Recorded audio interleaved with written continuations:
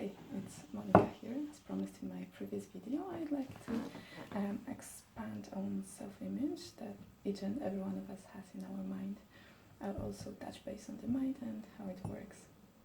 So there are three parts to your personality. There is a conscious mind, subconscious mind, and the body. Let's start with conscious mind, which is considered as a thinking mind. This is the part of you that thinks, reasons. That's where your free will lies. The conscious mind is also where your sensory factors are. We are actually conditioned to live through our sensors. So what we can hear, see, smell, taste and touch governs us. If we were to believe in everything that we can see through our eyes, we could accept many conditions that aren't true. For example, if you look down the railway track, you observe that at certain distance, the two parallel tracks converge at one point. You know that that's not true. Think about it. Or have you ever stood on the boardwalk and watched the ship slowly sink into the sea as it sails away? That ship wasn't sinking, but that's what your eyes tell you. When you are worried over some obstacle or problem, just remind yourself that that might be a pure illusion of the sensors. That might not be true at all, according to the law. You have to look at the situation from a different perspective, and the thing or situation you're looking at changes. We've got to expand our own consciousness, and we have great tools to do that.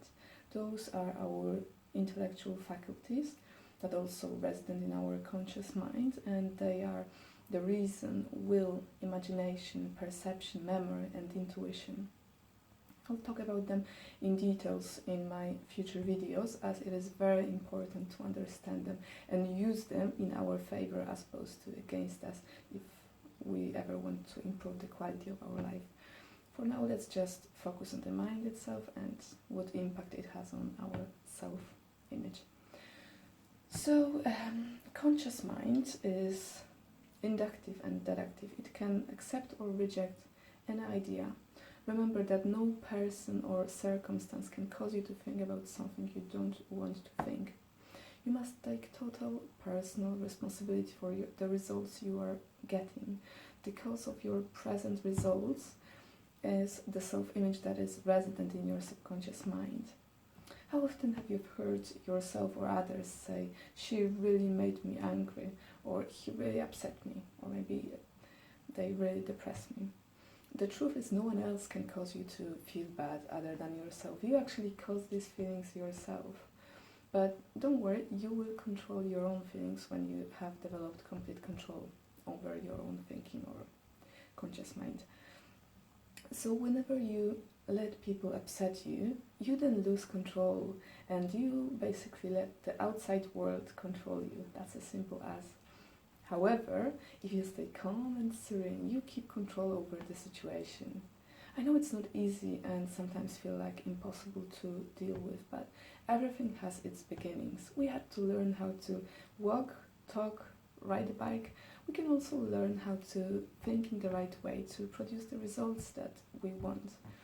Remember that practice makes perfect. Mastering the basics of building a perfect self-image is the same as laying a strong foundation upon which you build a skyscraper. This is so important because thoughts you choose to entertain, i.e. you constantly think about, will eventually determine your results in life. All pain, pleasure or limitation that you encounter is either originated in your conscious mind or accepted uncritically from an outside source. Now, as you accept the thought, it is impressed upon your subconscious mind, which is also called the conditioned mind, and this part of you is certainly most magnificent. It functions in every cell of your body. Every thought or word your conscious mind chooses to accept, whether it's currently there or not, this part must accept. It is totally deductive and has no ability to reject. It cannot determine the difference between that which is real and what's imagined. This part of mind expresses itself through you in feelings and actions. It operates by law. The third third part is the body, and although most visible and obvious, it is the smallest part. The body is the instrument of the mind, it's the physical representation of you, the thoughts or images which you consciously choose to impress upon the subconscious. Move your body into action, and the action you take determine the results you get in life.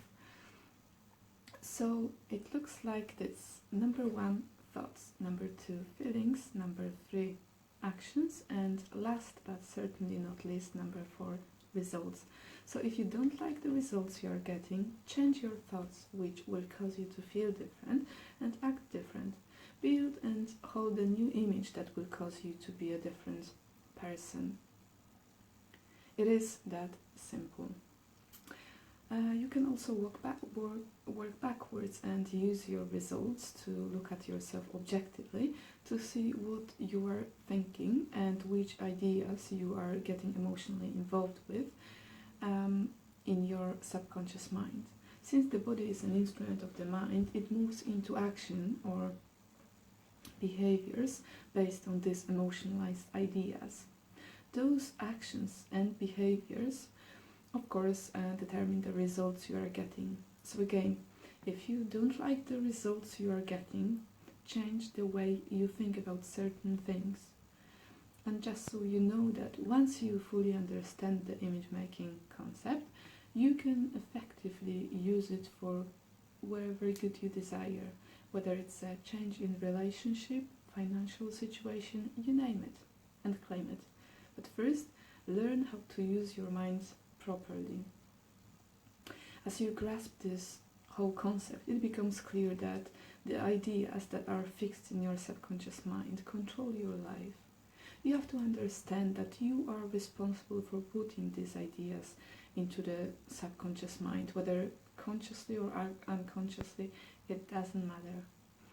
Your self-image was very likely unconsciously formed from past experiences, your successes and failures, your humiliations and triumphs.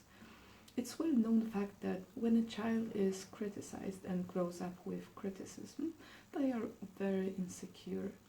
When a child grows up with praise, they become very confident and self-assured. If our attention is down to the good that we do and we are praised for it, we are going to have much stronger image of ourselves.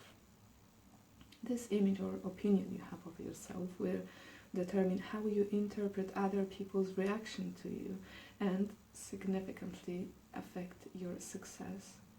Let's imagine two people in the same situation. So as they are working on the project, the person who gave them the task is asking, what's the progress? Just a simple question.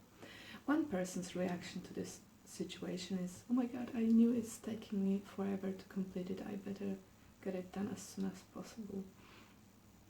This person puts the pressure on her without a reason, and we all know that working under pressure is not good to anyone. There is no creation, and we most likely make mistakes when working in that state of mind. On the other hand, the second person simply replied, everything is going well. No sense of hurry or urgency, and she was working at the same pace. So the question is why those two people's responses were so different. And the answer is the self-image. The first person has a lack of self-confidence. She most likely thinks that she's not good enough and she can do nothing about it. The other person, however, knows that she is doing very well and is happy to assure this is so. So as long as we give the best of ourselves, we should never worry what other person may think behind the words they say. Our focus should be directed towards the goal we are shooting at and not the obstacles we may encounter on the way to reach it. We have to start treating ourselves better. We expect others to love us, to respect us, but we have to start to love ourselves first. Otherwise, we won't be able to give love to others, as we cannot give what we haven't got. I just realized that's what Lisa Nichols said once in her interview. Anyway, I have recently read a great book called Psycho-Cybernetics by Maxwell Maltz, which is actually one of my favorites. The author explains how the self-image has complete control over our ability to achieve or fail to achieve any goal. He, as a successful plastic surgeon, was puzzled by the fact that some patients couldn't accept themselves after a successful operation, and he found that the cause of that was how they felt about themselves inside. So no matter how beautiful they would be after the operation, they would still be unhappy as they would feel ugly inside. The book explores the psychology of self-image and its profound effects on our lives. The author goes even further and sets out an action plan to change your self-image from disempowering one to an empowering one. He already held more than 30 million readers, so I strongly recommend this book to everyone. Now, I have a few examples that book always uses to explain how the mechanism in our mind and in some machines works. Let's imagine the room with the temperature set at 25 degrees. There is a thermometer with a sensor to measure the deviation from the set goal. It sends a signal to the coordinating mechanism, which then corrects the output. Someone leaves the door open and the temperature drops quickly to 20 degrees. Let's say it's a cold winter. The sensor in the thermostat picks up the deviation from the set goal. It sends a message through the electrical system in that house to the furnace. All of a sudden the fire is turned on, the fans turned on, until that room temperature is brought back on the control again at 25 degrees and it cuts out. Another example is with an airplane. Let's say it flies from London to Paris. When it leaves the airport, pilot sets the cybernetic mechanism, which in this instance is an automatic pilot. It's under control. Let's suppose that that airplane's been hit with some unexpected turbulence and it got knocked off course. The automatic pilot would pick up the deviation from the set goal, and all of a sudden the wings would change, the engine thrust would change, and that plane is brought back under control again. Otherwise it would end up in a completely different place as opposed to Paris. Let's take another example that everyone can relate to. The person that has a self-image in their mind. Consider a salesperson that sells 1 million worth of goods each year. They are locked into a habit pattern. Suddenly, something happens, they get super motivated and go out and sell products worth of 350,000 in a week. Their self-image picks up a deviation from the set goal, sends it to a coordinating mechanism, which is the nervous system. The behavioral pattern will change and that person will quit selling until they are back on course again. At the end of the year, they have still sold around 1 million worth of products. Or let's take a student in school that gets a C average. Parents are not happy, they put the pressure on the child, no TV, games, etc. The marks shoot up and the student gets 100% in the test. But again, self-image picks up that info, sends the message to the nervous system, the behavioral pattern will change, and pretty soon that child is back on course again with C average. The same may be with a person who tries to lose or gain weight.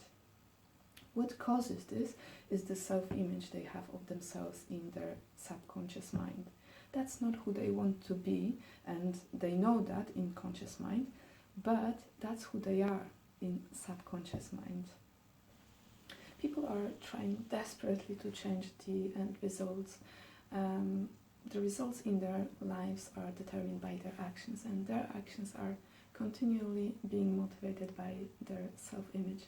People very rarely deviate from the set objective. If you stop and think about that, this is so obvious and so true, but so misunderstood at the same time. Most of us think that this is our destiny to have what we have, to live the way we live, but the truth is that we create our destiny. So ask yourself what kind of person you want to become and strive to reach it. Okay, I'm gonna bring it for landing now, but before I do, I want to share with you the quote made by Carl Jung, which I think suits perfectly here. I am not what has happened to me, I am who I choose to become. I am not what has happened to me, I am who I choose to become. I hope you like it as much as I do. So thank you very much for watching my video. I hope you found it helpful, and for anyone who wants to ask me any questions, I provided my email address in the description. So thank you very much, and bye for now.